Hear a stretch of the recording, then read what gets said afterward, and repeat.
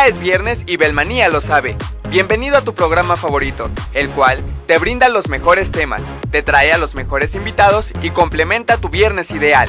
Presentado por Gibran Bellman. Sube el volumen, comparte en tus redes y ponte cómodo, porque Belmanía ya comenzó.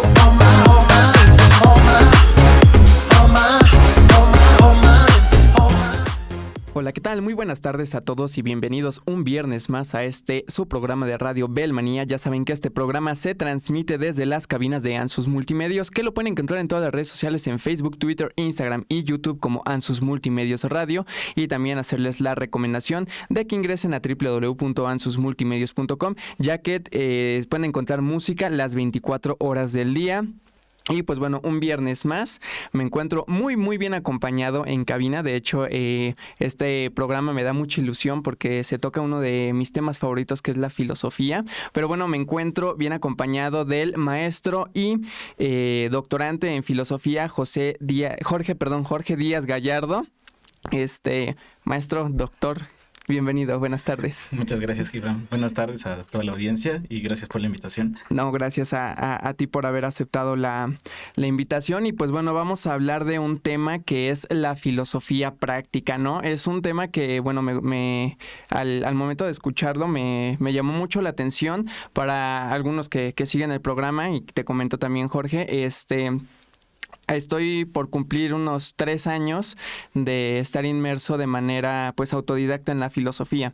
Entonces pues hablar con personas muy preparadas en el tema es algo que me da mucha ilusión, y pues bueno, yo creo que vamos a tener una charla bastante fructífera. Y cuando escuché o leí más bien de tu tema de filosofía práctica, me vinieron varias cosas a la cabeza, ¿no? Por ejemplo, no sé, Aristóteles en la Ética Nicómaco, me vino también Michel de Montaigne, me vino Voltaire también, una filosofía práctica, y Marx, por supuesto, ¿no?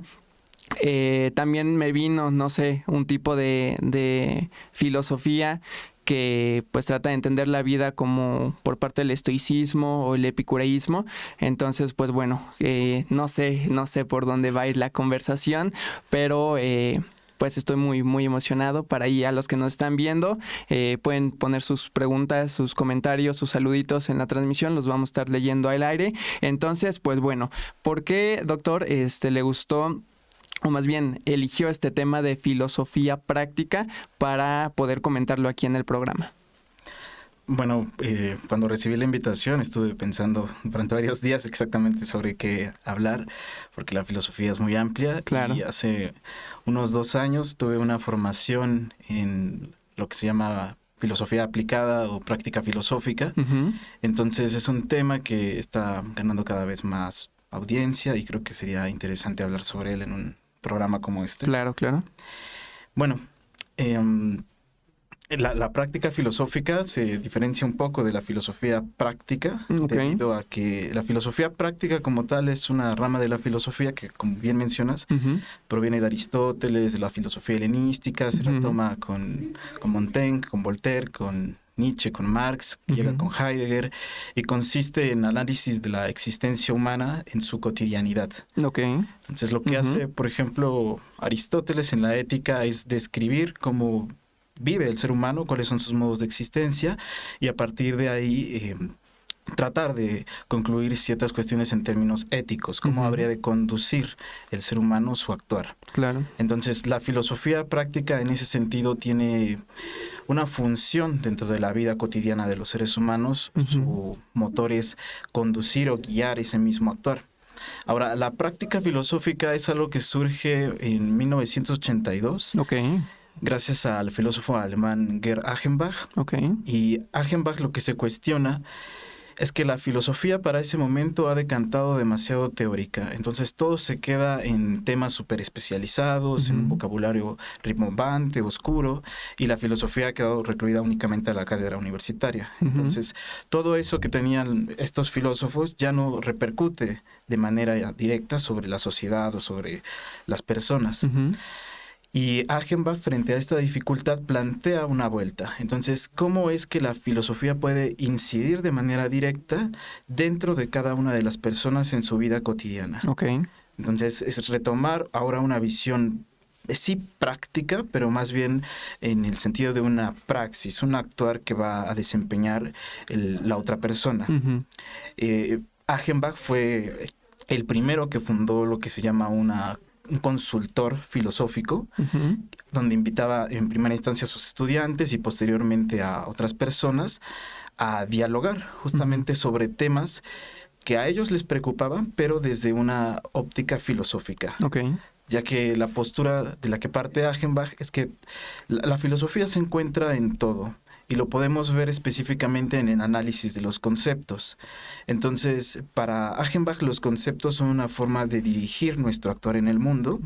A veces son de carácter prereflexivo, preconsciente, pero siempre están allí moviéndonos, ¿no? Entonces, por pensar, hay gente que se preocupa día a día por el amor, o que se preocupa por qué va a ser de su vida, o por el sentido del dolor, o cuestiones, el futuro. Uh-huh. Pues son temas totalmente filosóficos. Claro. Tenemos ahí la idea del sentido de la vida, el sentido del dolor, el sentido de la existencia. La realización de la vida, ¿no? Por supuesto. Y Achenbach se da cuenta que hay preocupaciones netamente filosóficas en nuestro día a día. Uh-huh. El asunto es que los filósofos, al estar ya tan distanciados, se han olvidado de esta dimensión uh-huh. práctica. Y lo que quiere hacer, retomando no tanto a Aristóteles, por supuesto que sí, pero más bien al primero que comienza con este tipo de práctica filosófica, que es Sócrates. Uh-huh. Entonces, sí. Así como recordaba un poco lo que hacía Sócrates de ir y dialogar con ciudadanos uh-huh. y cuestionarlos, ¿no? El aguijón de Atenas, ahí estaba. Tú que dices saber de la justicia, pues a ver, cuéntame si es cierto, ¿no? Uh-huh. Y ya los dejaba pues con un trauma por medio y ellos ya no sabían por dónde conducirse. Claro. Y Sócrates era muy ingenioso porque su método consistía en eso, ¿no? Primero ironizar, mostrarle al otro que no sabía uh-huh. y luego ayudarle a que él mismo comprendiera una determinada verdad, ¿no? Claro. El discurso de Sócrates, pues tiene ahí otras cuestiones que van más encaminadas hacia la teoría. Uh-huh. Pero lo que ve Achenbach es que también se puede a este punto de la realización personal. Claro, y es bastante interesante, ¿no? Es como bien lo comentas. Yo creo que, pues, siempre, ¿no? Siempre ha estado esto de, pues, vamos por la calle, ¿no? Escuchando una canción o ahí en la ventana del autobús, ¿no? Viendo hacia el infinito y más allá. Y vienen precisamente estas reflexiones, ¿no? Que a veces sí se quedan más bien como pues en uno mismo, ¿no? Es que veo la sociedad y la verdad veo como que mucha carencia o estas cuestiones de que hay personas dentro de la misma calle, unos metros, una persona que está pidiendo dinero y otra persona que está ahí con su café caro que se compran para que les dé estatus y así. Y pues sí, ¿no? Son reflexiones que bien comentas, ¿no? Que están como que en el día a día y me parece muy padre como darle ese valor que tiene porque siempre está, como sacarlo a la luz y llevarlo también como comentas que lo hizo el autor, pues con demás personas, no solamente con sus estudiantes. Sí, y bueno, años después la práctica filosófica se va a diversificar. En un inicio tenía esta visión de consultoría filosófica, entonces la consultoría filosófica tal y como la va a pensar Achenbach y posteriormente otros filósofos contemporáneos como David Zumiager o Roxana Kramer, entre otros tantos, uh-huh. es no digamos que una alternativa, pero sí una forma complementaria para uh-huh. el análisis de uno mismo. Entonces, la consultoría filosófica busca distinguirse del análisis psicológico, del psicoanálisis, incluso del análisis clínico, uh-huh. para entender que el consultante no tiene una enfermedad de por medio, uh-huh. no se parten de esos presupuestos, no se busca sanar nada en términos de que yo estoy deprimido uh-huh. y necesito que el psicólogo me ayude con ello, sino más bien cuáles son justamente los conceptos que estructuran el actuar de cada uno de nosotros para que el consultante los vaya cuestionando. Okay. Entonces, lo que hace el consultor filosófico es lo que hacía Sócrates, sentarse en una visión horizontal y, bueno, cuéntame de qué quieres hablar el día de hoy. Uh-huh. Entonces, el consultante puede decir, quiero hablar del tiempo. Porque me preocupa el tiempo, porque siempre llego tarde a todo. Entonces, ¿de qué me estoy perdiendo? Uh-huh. Bueno, ¿qué entiendes por tiempo? Empieza un proceso de clarificación de los conceptos. Claro. Y lo que va haciendo el consultor es únicamente generar un tipo de esquema de los conceptos que el consultante va nombrando uh-huh. y luego confrontarlo con lo que él ya ha dicho. Uh-huh.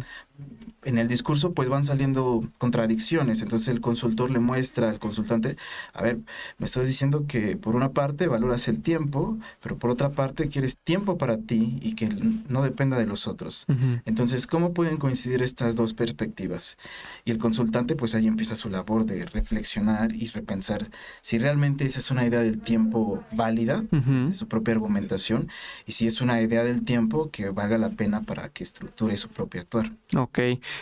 Ahorita que comentas esto, me vienen muchas cosas a la cabeza. Resaltar que estamos viviendo en una sociedad líquida en la cual queremos todo a la prontitud, y también de lo que nos estás comentando es bastante reciente, ¿no?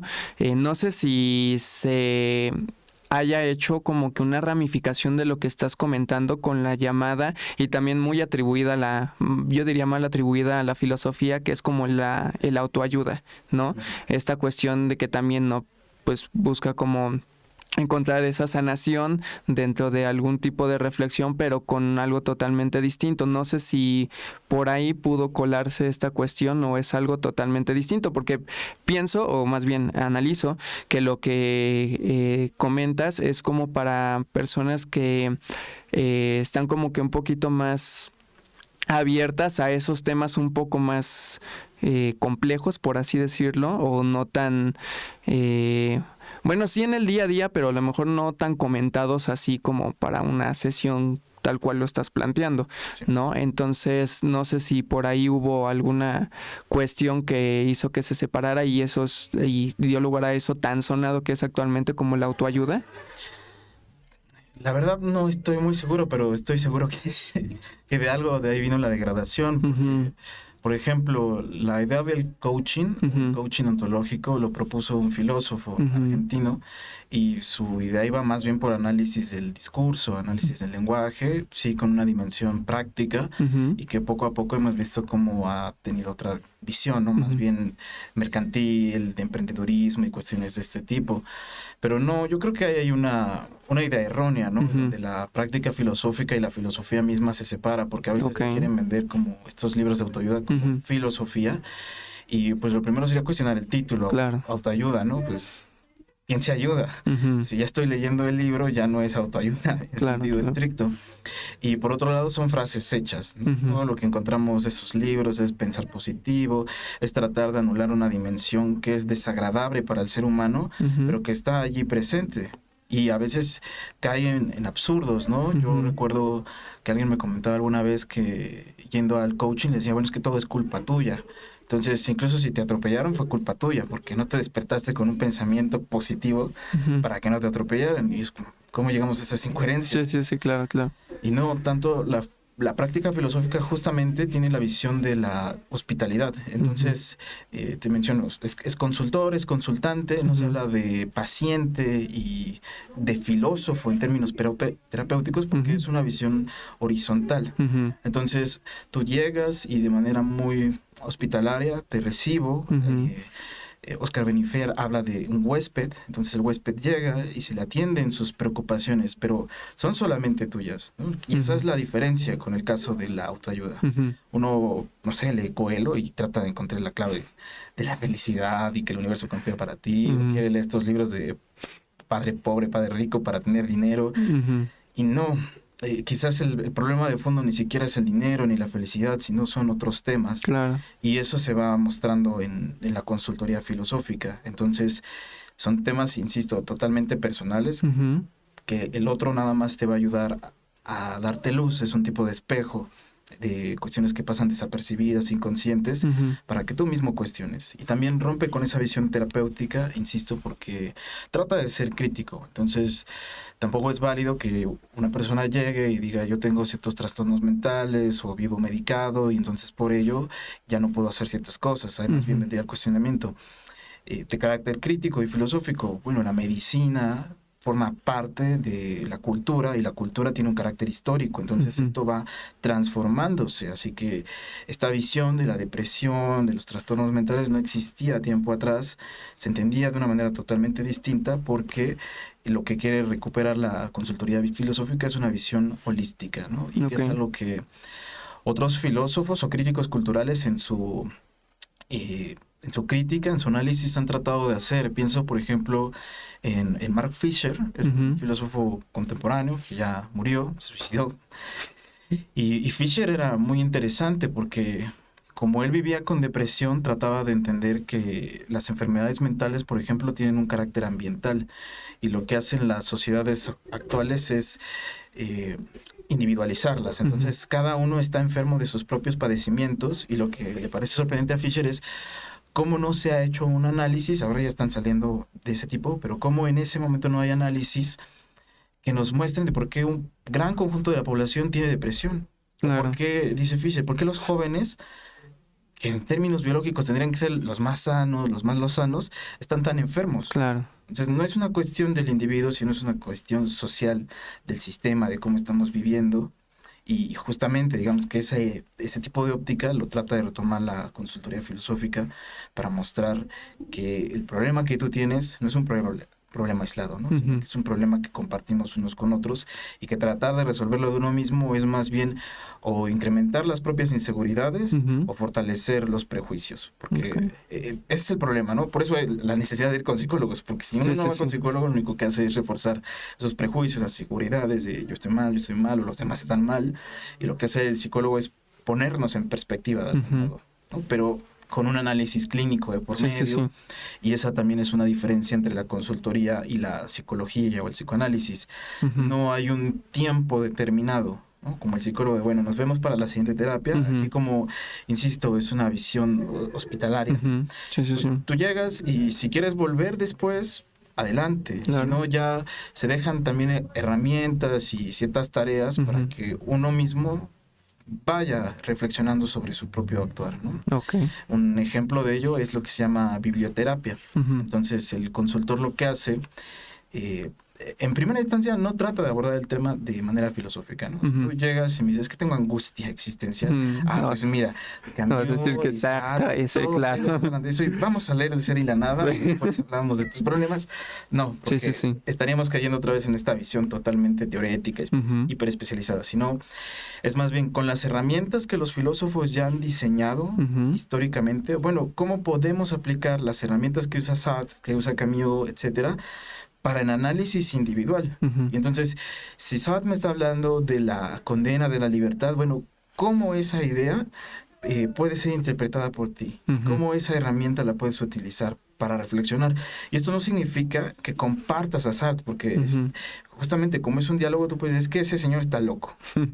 Aparte de Bitco, estaba loco. Ay, pobrecito Sartre. Entonces, yo no acepto, y eso es válido, porque entonces entramos a este diálogo de carácter socrático. Si nos vamos a pelear, pero argumentativamente. Claro. Y al final, cada quien toma su punto de vista, pero lo que hace el consultor en algunas veces es decirte, mira, hay un filósofo que habló del tema que a ti te está interesando, entonces, ¿por qué no lees un poco de él? Yo te paso unas cosas, y para la siguiente sesión, si te interesa, regresamos a él, y si no, pues interpreta qué es lo que está diciendo. Y bueno, hay muchos ejercicios, se van haciendo otro tipo de herramientas. Por ejemplo, dentro de esa formación que yo tuve, se nos dejó diseñar, escoger algunas citas de filósofos que considerábamos valiosas para la práctica filosófica, y si iban adecuadas a lo que era la preocupación del consultante, mostrárselas. Mira, aquí hay una cita de Marx. Léela en silencio, ¿no? O sea, déjate llevar únicamente por el flujo de las palabras, luego léela en voz alta, y así varias repeticiones, porque también esa forma en la que nos hablamos va generando un cambio en nuestra propia individualidad o subjetividad. Y ya después se hace un análisis como tal crítico. Al consultor no le interesa hacer examen, a ver, ¿entendiste bien la frase o no? Sino más bien, bueno, ¿qué puedes concluir de ello para ti mismo? Sí. Y es algo totalmente, pues, interesantísimo. Rápidamente tengo dos preguntitas. La primera, mencionaste el término holístico. Yo, todos los que ven, pues no, más bien no todos los que ven son como filósofos y entienden estos términos. ¿Sí podrías explicar un poquito qué es lo holístico?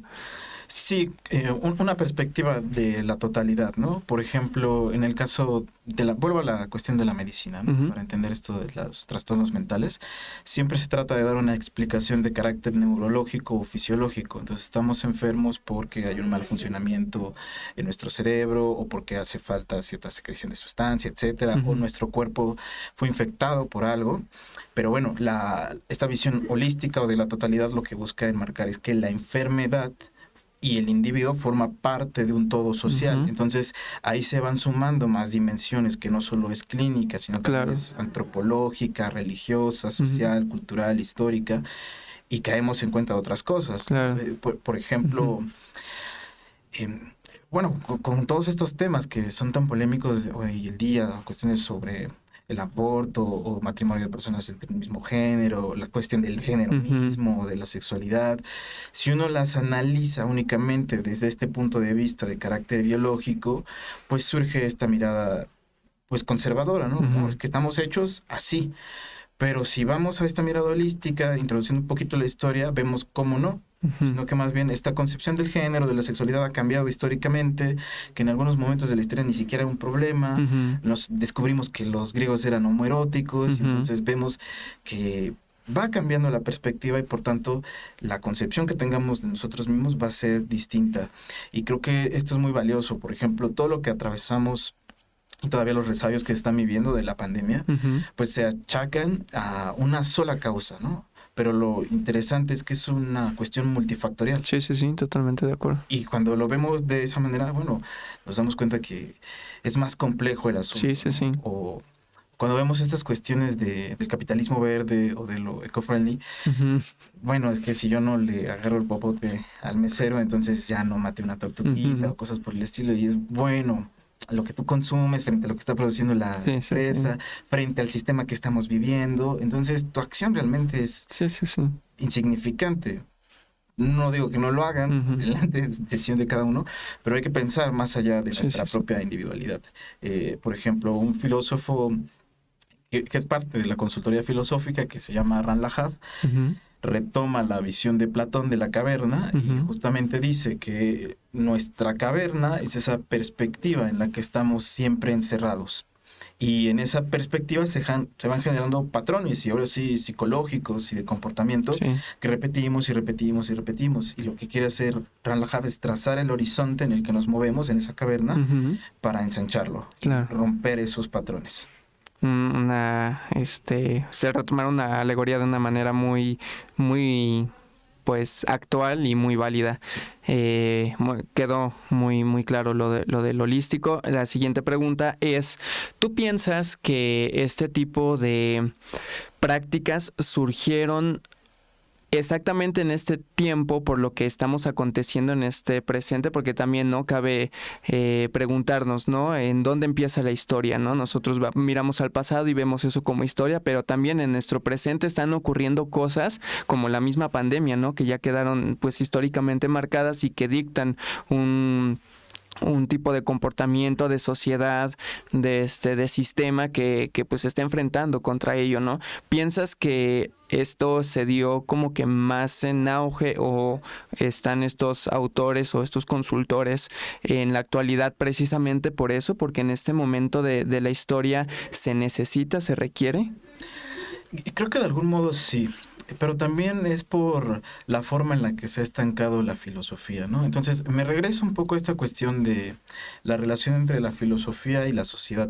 Históricamente, los filósofos siempre han estado volcados a la sociedad, ¿no? El ejemplo es Sócrates, y que aparte pues lo mataron por ello. Pero tenemos a Aristóteles, que fue maestro de Alejandro Magno, tenemos a Descartes, que se relacionaba ahí con toda la nobleza de la época, a Voltaire, que también le costó el exilio, a Hobbes.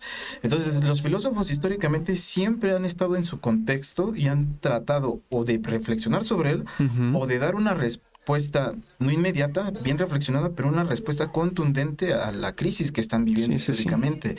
El problema yo creo que comienza cuando pues las universidades, ahí a partir de finales del siglo XVIII, inicios del siglo XIX, empiezan a tener una visión cada vez más estandarizada, ¿no? O sea, por ejemplo, el nacimiento de la escuela pues está bien vinculado al capitalismo y a una forma de reproducción de lo mismo. Entonces, para ello, uno ya no tiene el privilegio de poder estudiar ciencias de la naturaleza y humanidades y artes, todo en un conjunto en la universidad, porque justamente lo que demanda el sistema es la hiperespecialización. Entonces, vuélvete bueno solo en una cosa, y eso hace que perdamos esta visión holística de la totalidad. Y como cada vez más la universidad se empezó a corporativizar, volver una empresa, pues eso volvió más difícil que los filósofos fueran importantes y relevantes para la sociedad. Y es una queja que yo escucho con mis colegas, ¿no? No con todos, pero sí con algunos. Espero que no me linchen si están viendo esto. Pero una cuestión de que el filósofo parece que el día de hoy necesita mostrar qué es importante y qué es relevante para la sociedad, porque su lugar está quedando cada vez más relegado, ¿no? O sea, en Europa vemos como muchos de los programas de filosofía están siendo reducidos a la que ahora se llama ciencias humanas o humanidades en general. Y bueno, eso no es una buena perspectiva, porque es darles de todo, pero al final no profundizar en nada. Claro. Es lo mismo que se quiere hacer aquí en México, por ejemplo, a nivel bachiller sobre todo y secundaria, de eliminar los contenidos que hay de filosofía y reducirlos a la idea de ciencias humanas. Y entonces entra ahí historia y arte, filosofía, incluso ciencias políticas. Bueno, no van a saber de nada, y es una herramienta muy importante. Entonces, yo creo que sí, hay muchas definiciones de filosofía, ¿no? Y cada quien tiene la suya, lleva conclusiones distintas, pero si partimos de que la filosofía tiene que ver con la reflexión y que la reflexión conlleva un compromiso de carácter, pues sí, existencial o existenciario, entonces la filosofía es algo que compete a todo ser humano, porque es una parte estructural de su existencia, pensar sobre la realidad y sobre sí mismo. Entonces, si vamos viendo que cada vez los programas de estudio van relegando más a la filosofía, que estaba perdiendo cada vez mayor relevancia en la sociedad, pues entonces creo que los filósofos pues amenazan, ¿no? También su fuente de trabajo, ahora a qué nos vamos a dedicar, y buscar otros medios. Pero también creo que justamente lo que propuso Achenbach en ese momento se diversificó para entender la práctica filosófica ya en otras perspectivas, ¿no? Entonces, no solo hay consultoría filosófica, hay filosofía para niños, que es muy interesante ver cómo la filosofía se puede aplicar. Ahí está un documental, no recuerdo ahora exactamente el nombre, pero está en YouTube, que es eso. En Francia tratan de llevar a cabo el proyecto de filosofía para niños, entonces ahí les van enseñando a niños que no son de clases altas en realidad, son de distintas clases, hay gente inmigrante, cuestiones de marginación, de racismo, y tratan de enseñarles conceptos de su día a día. Entonces, algo muy interesante que surge en el documental es una cuestión de racismo, de cómo un niño francés está siendo racista con uno de sus compañeros porque creo que es marroquí, no me acuerdo. Entonces, a la hora que los confrontan a los niños, dices, ¿por qué eres así con tu compañero? Y dices, es que así son mis padres.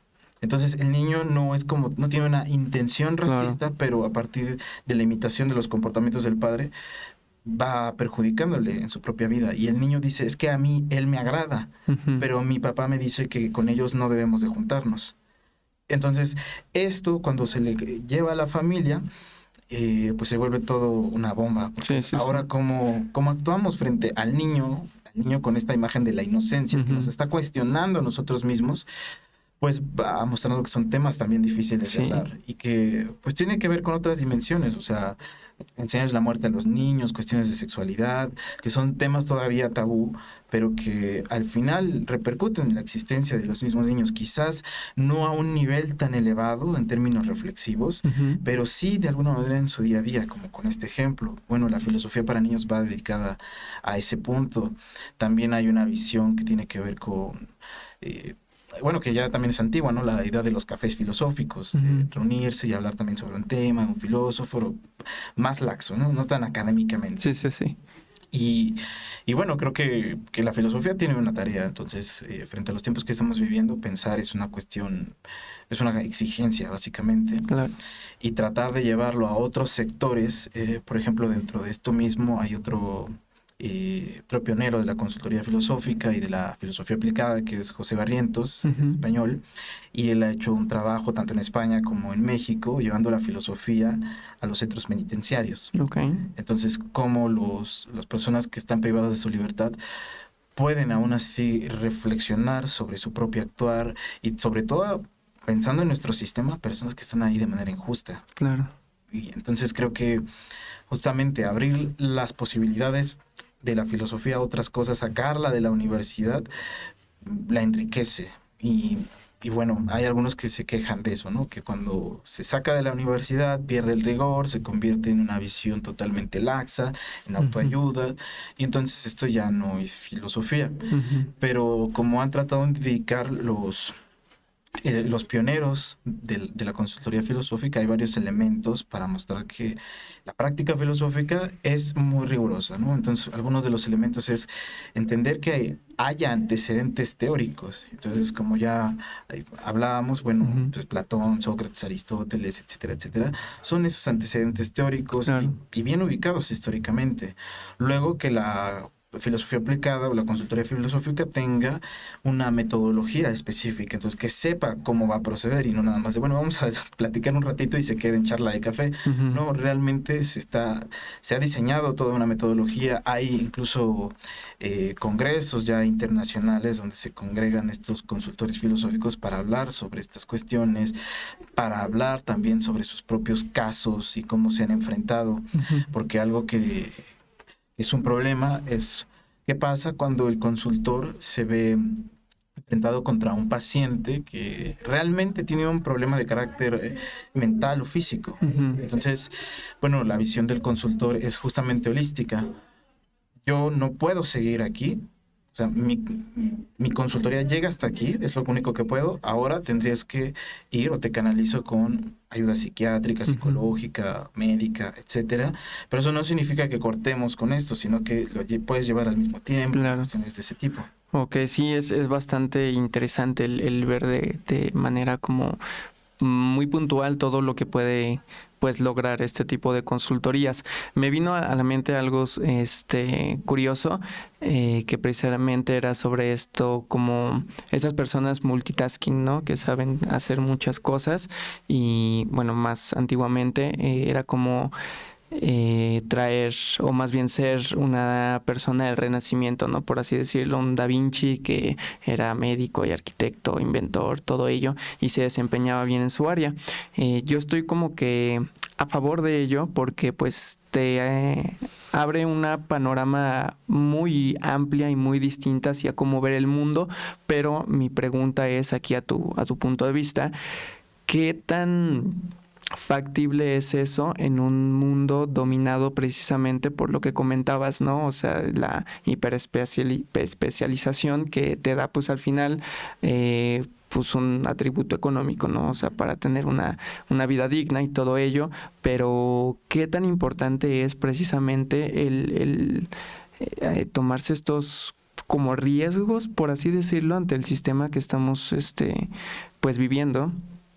Esta cuestión de hacer como en tu vida lo que te gustaría, ¿no? Por ejemplo, comentábamos fuera del aire, ¿no? Este programa me gusta porque precisamente puedo abarcar como que muchas cosas y a mí me gusta mucho indagar, ¿no?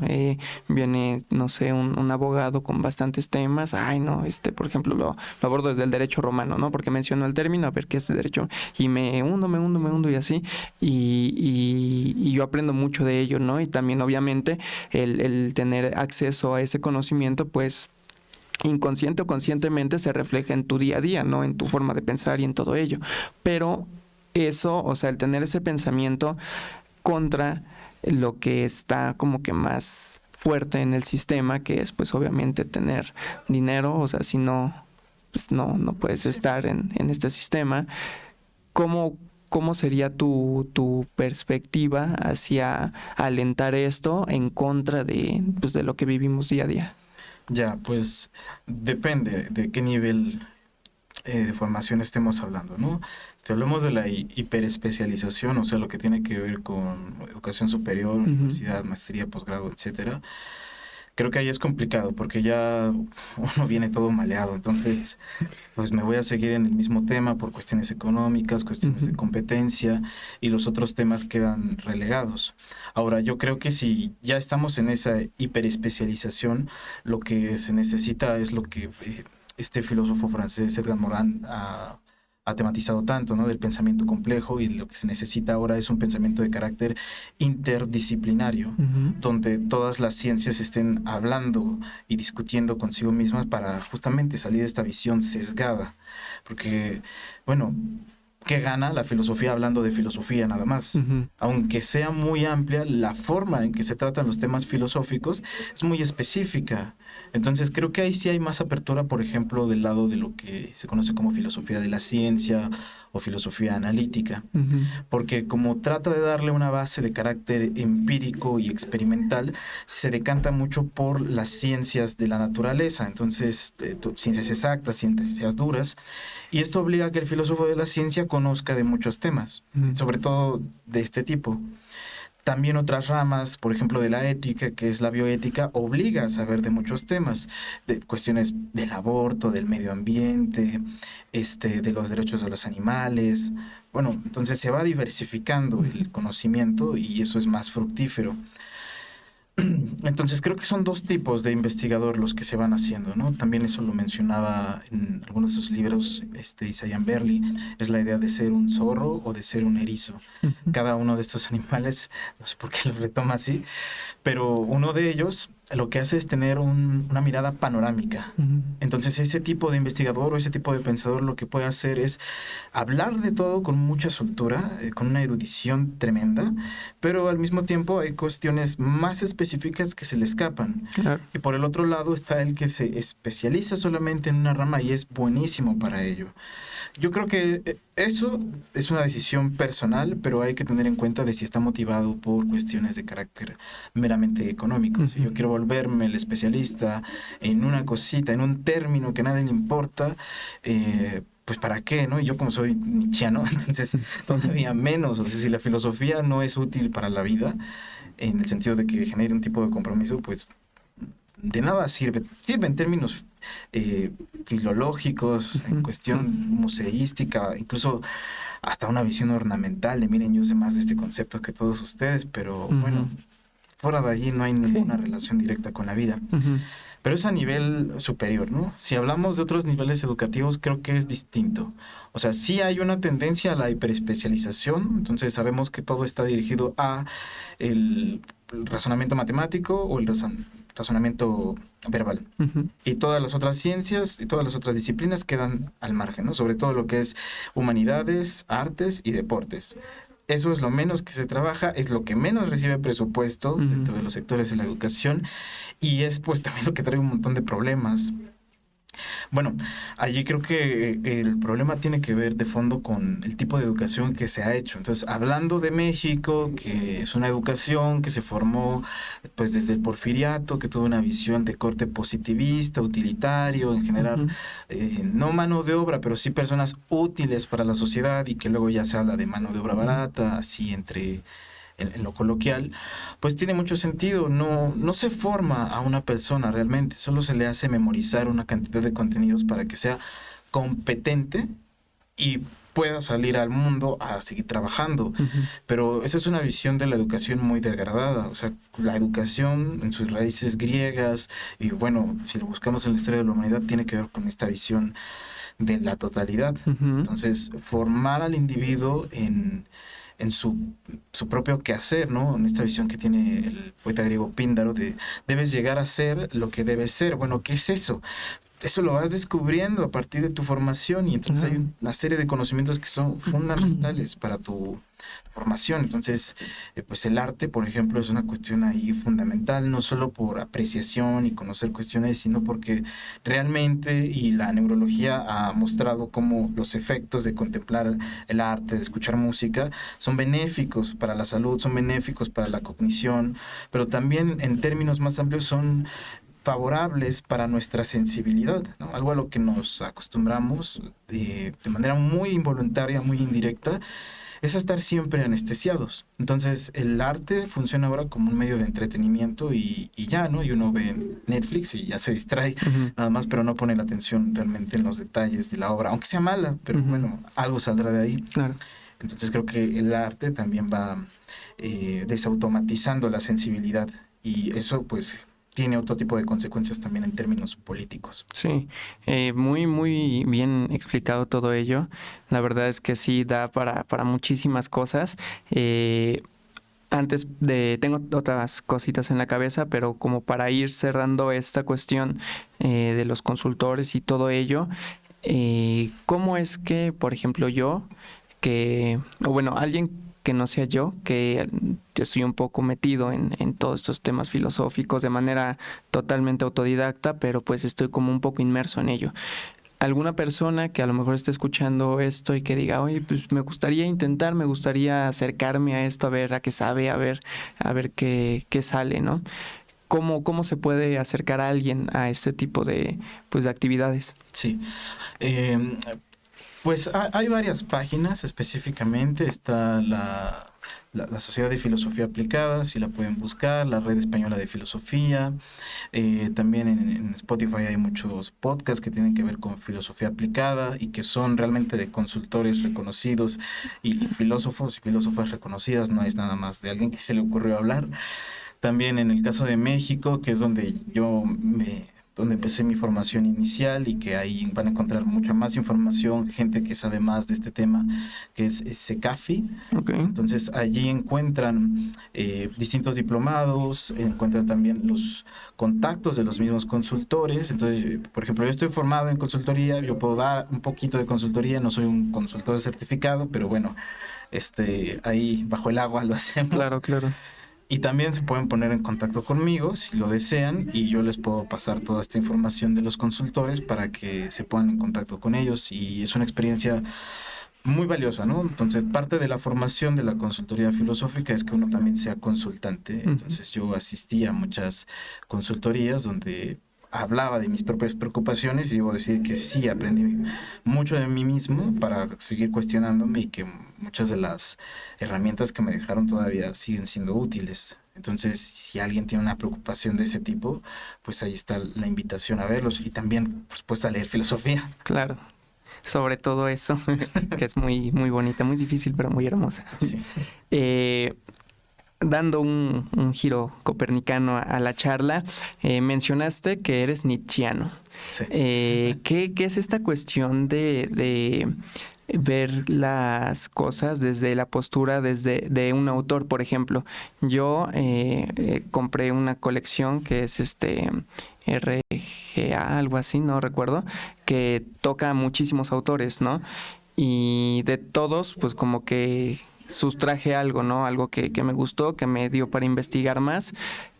Y así, ¿no? O sea, yo lo vi como un todo, pero esta cuestión de, antes que había que el tomista, que el marxista, nietzscheano y todo ello, ¿en qué consiste o cómo es el ver las cosas desde una perspectiva? O no sé si me estoy equivocando, porque la verdad tengo muchas dudas respecto a ello, pero ¿cómo, por ejemplo, tú refieres que eres nietzscheano?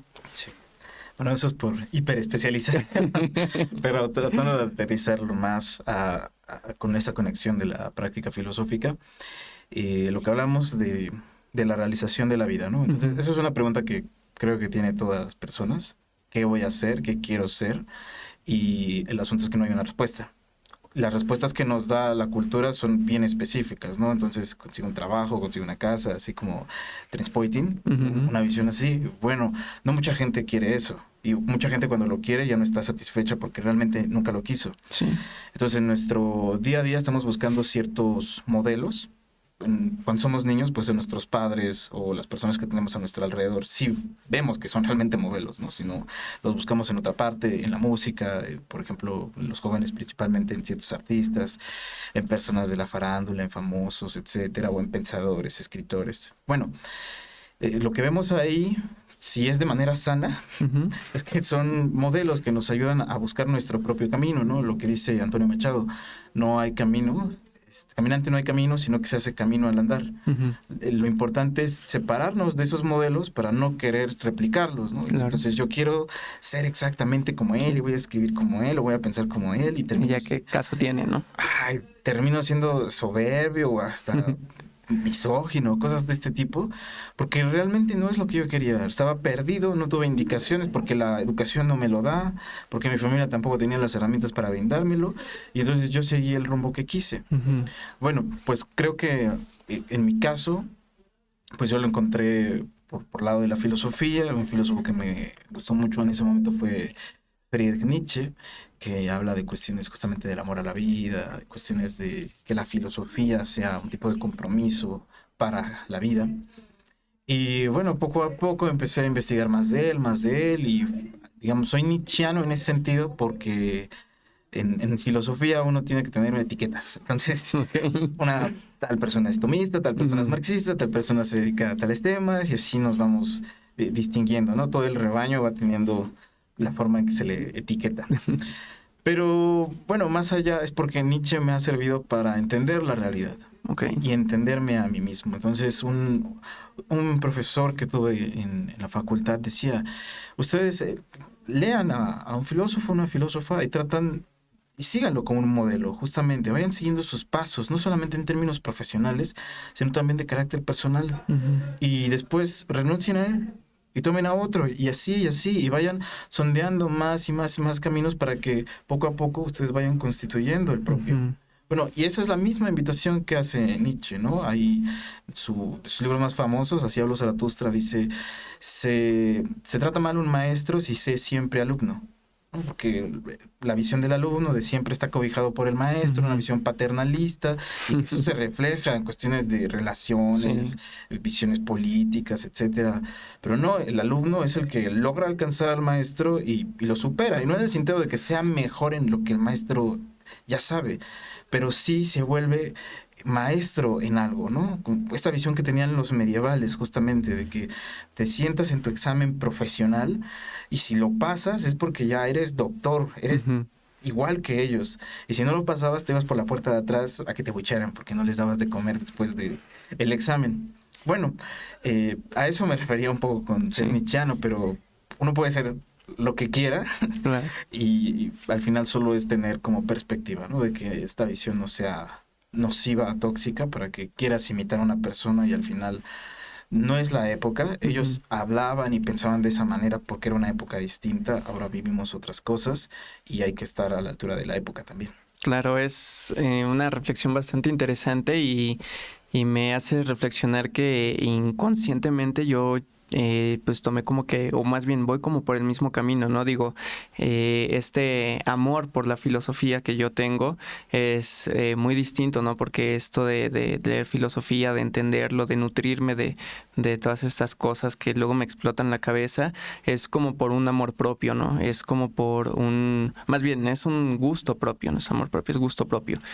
Y esto que te contaba, ¿no? De ok, esta colección me dio a todos estos autores para que yo pueda pues ramificar, ¿no? Este se conecta con este, y aquí, como dices, ¿no? De K, que estuvo con tantos personajes y todo ello, y cómo se constituyeron en ese mundo, a mí me van formando de tal forma que, bueno, aunque estos dos, o sea racionalista y sea empirista, pues ok, veo sus puntos de vista y yo llego a una como reflexión, ¿no? Sí. En este momento no he llegado como que a uno que diga, ay, no, pues así como tú, no es mi modelo o así, pero pues pienso que sí, desde la tarea que yo estoy haciendo, que pues sí le he dedicado mucho tiempo de mi vida en estos 3 años, y bien invertidos, obviamente, pues es padre, ¿no? El que te dé como que este sentido.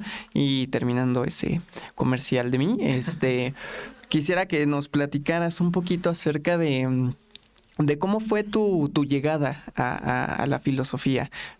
Tú estás haciendo un doctorado, estás por terminar tu doctorado y pues bueno, lo estás haciendo para tus fines personales y todo ello, pero en el hilo de la historia de tu vida, ¿en qué momento fue que llegaste a ello? ¿Cómo te sentías, ¿no? En tus días de estudiante, pues joven, ¿no? Porque, por ejemplo, hubo un boom, creo que fue en la pandemia, cuando salió esta serie de Netflix llamada Merlin, ¿no? Yo ya estaba adentrándome en la filosofía y no vi todos los capítulos porque como que no me terminó de llamar, pero a muchos sí, ¿no? Sí. Y bueno, se fueron por ahí. Después vieron en la facultad que la filosofía no era como ahí, de que iban como peripatéticos caminando, sí, y así todo eso. Y pues algunos continuaron y otros no. En tu caso, ¿qué fue lo que te dio ese motor para que hoy en día estés realizando un doctorado? También si nos puedes platicar un poco acerca de tu maestría, tu doctorado, y qué va más allá o qué va a ser después de que consigas tu meta. Pues es un lugar común, ¿no? Entonces voy a hacer un tópico y aparte un tópico cursi. Ok, claro. Pero es la misma visión de ¿por qué te dedicas a la filosofía? Bueno, porque quería saber de mí. Ok. Y de alguna manera yo no escogí la filosofía, sino que ella de alguna manera me escogió, porque cuando yo entré a la carrera y empecé a estudiar todos esos temas, pues yo tenía poca noción de ello, ¿no? O sea, yo venía de un bachiller, pues así de esos de la SEP, que a veces daban clases, a veces no. El maestro de filosofía era un abogado que poco sabía de lo que hablaba. Claro. Entonces realmente ahí nunca encontré nada de motivación. Pero más bien fue de carácter igual autodidacta, comenzando a leer cuestiones sobre filósofos, sobre filosofía, preocupaciones como estas de la consultoría filosófica. Bueno, ¿qué quiero hacer de mi vida? ¿Cuál es el sentido de todo esto? Y ya estando ahí en el aula, pues me doy cuenta que sí, que no lo sabía, pero es lo que quería. Y bueno, pues así sigue todavía. Ya en el momento pues hay desencantos, ¿no? No todo lo puedes amar por siempre, o no todo el amor es siempre rosa, sino que hay estas formas de celos, o hay también este odio que a veces conlleva el amor. Entonces hay momentos donde uno no se siente a la altura de la filosofía, o uno ya no encuentra para dónde seguir, pero vas encontrando justamente otro tipo de modelos, otro tipo de lecturas que te van llevando por ese camino. Entonces yo desde la mitad de la carrera, de la licenciatura, me empecé a inclinar por Nietzsche, y por cuestiones del arte específicamente. Seguí con este proceso de hiperespecialización para la maestría, ahora hablar de cuestiones de ética, pero desde Nietzsche, atendiendo el problema del sufrimiento, algo que creo que es muy contemporáneo, y también algo de la condición humana. Claro. Y justamente ese tipo de reflexiones me llevó a descubrir esta otra dimensión de la filosofía en sentido práctico. Y ahora en el doctorado estoy terminando mi tesis, ya en este año se concluye, que es igual sobre Nietzsche, pero ahora vamos sobre cuestiones de teoría de la acción, que consiste un poco en una mezcla entre filosofía de la mente, ética y filosofía política, y consiste a grandes rasgos tratar de entender en qué es una acción, qué es un acto, y cómo va desde el plano mental hasta el plano social y comunitario, y cuáles son las implicaciones. Entonces también ver cómo se estructuran a partir de ciertos conceptos nuestro actuar día a día, ¿no? O sea, esta visión de la práctica filosófica me dio mucha luz para tratar de entender cómo es que actuamos día con día. Pienso en una filósofa que estaba leyendo hace poco, que es Iris Murdoch, y habla justamente de cómo hay ciertos conceptos que están ahí estructurando nuestro actuar, y sin darnos cuenta, ¿no? Y una palabra que ella usa y que me gustó fue la idea de lo falible, la idea del error. La forma en que nosotros evaluamos nuestros propios actos conlleva la idea del error de por medio. Entonces yo considero que he actuado erróneamente el día de hoy, y tratar de resarcir ese daño. Y no es una cuestión de carácter totalmente filosófico. Está allí en el fondo. Lo que hace el filósofo es más bien desenmascararlo. Claro. ¿No? O sea, algo que es igual un tópico ahí en la carrera, es que el filósofo lo que hace es ver lo extraordinario en el ordinario, porque justamente la vida, así de sencilla como es, ya es muy compleja. Sí. Y es en lo simple donde habita lo complejo. Sí, totalmente de acuerdo. Es una visión bastante bella y bastante realista de lo que son las cosas. Tengo aquí rápidamente unos comentarios, y ya para ir cerrando el espacio porque el tiempo vuela. tenemos a la doctora Judith Romero Porras. Saludos, maestra. Es mi maestra de solfeo, una catedrática increíble que también ya fue invitada aquí al programa.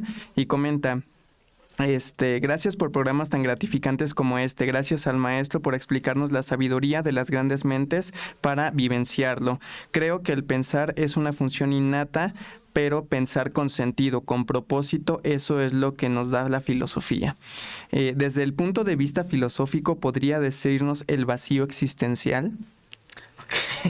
Bueno, primero que nada, muchas gracias por el comentario y agradezco mucho la pregunta.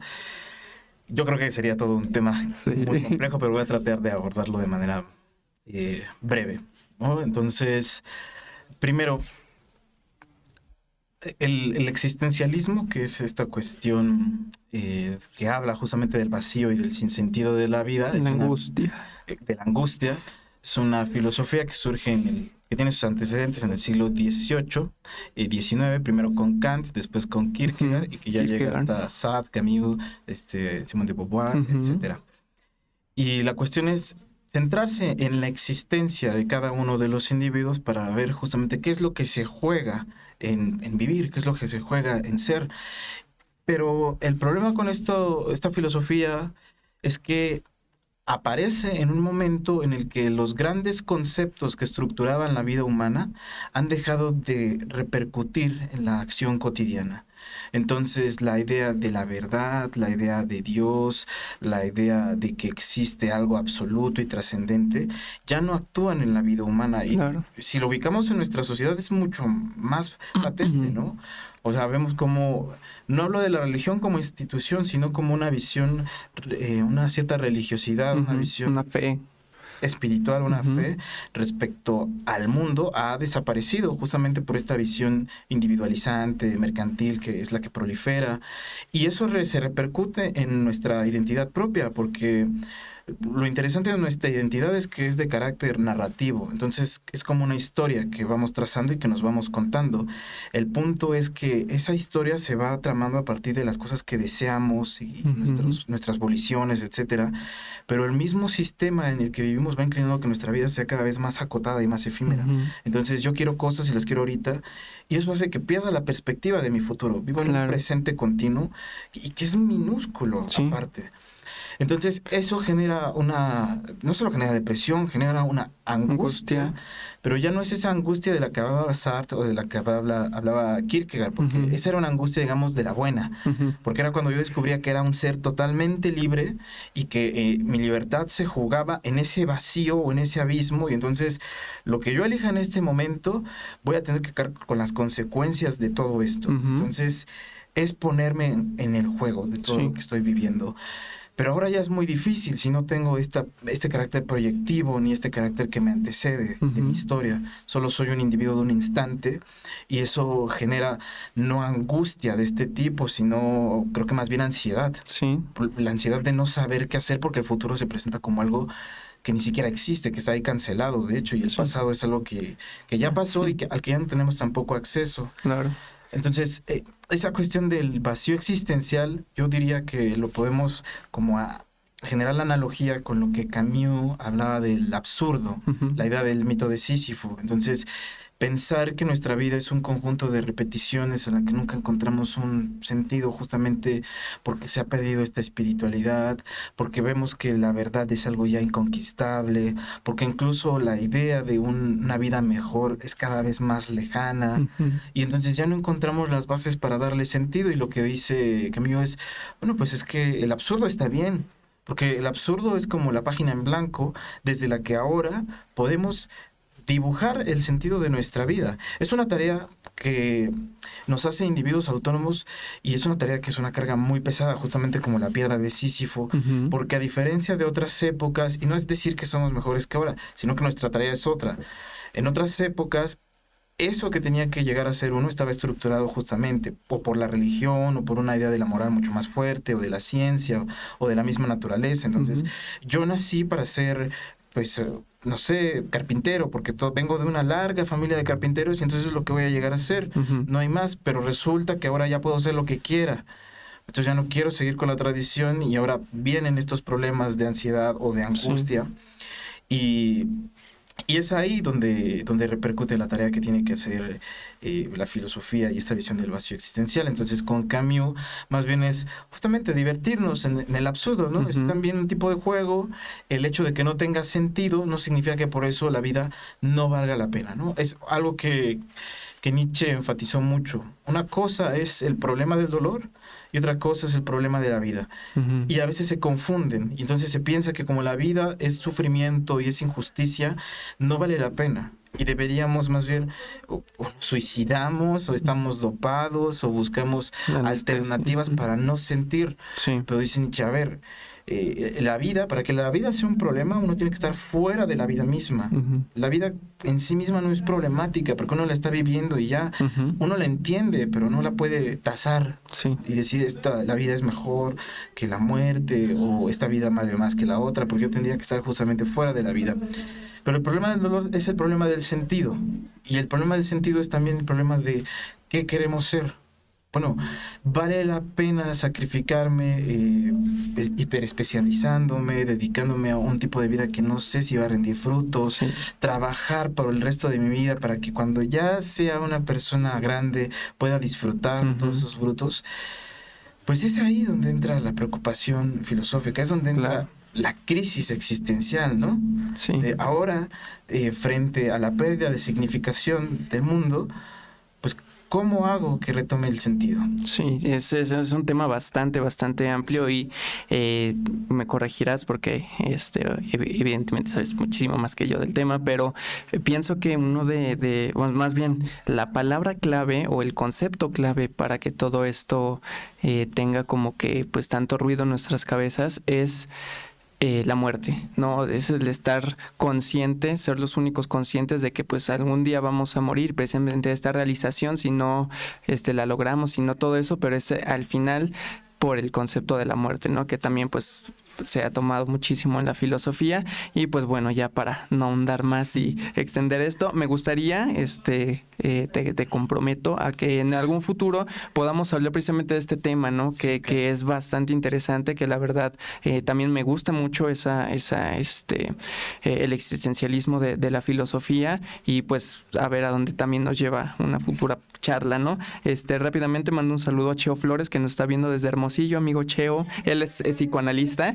Él vino también de invitado, ahorita está allá en Hermosillo radicando, y pues un saludo hasta allá.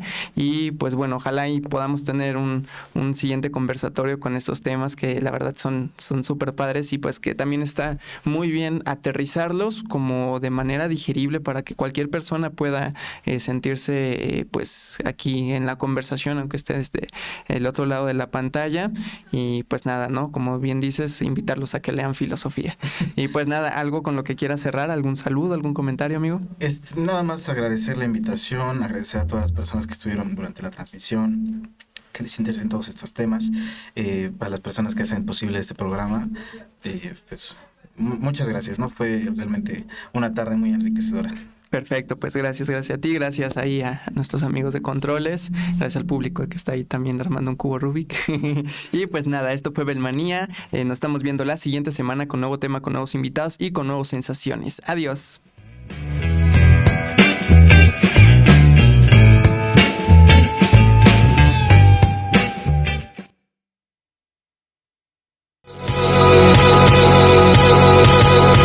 Gracias por habernos acompañado. Encuentra las retransmisiones en Facebook y YouTube. Búscanos como Belmanía Oficial. Sintonízanos todos los viernes a las 6 de la tarde a través de www.ansosmultimedios.com y belmanízate. Hasta la próxima.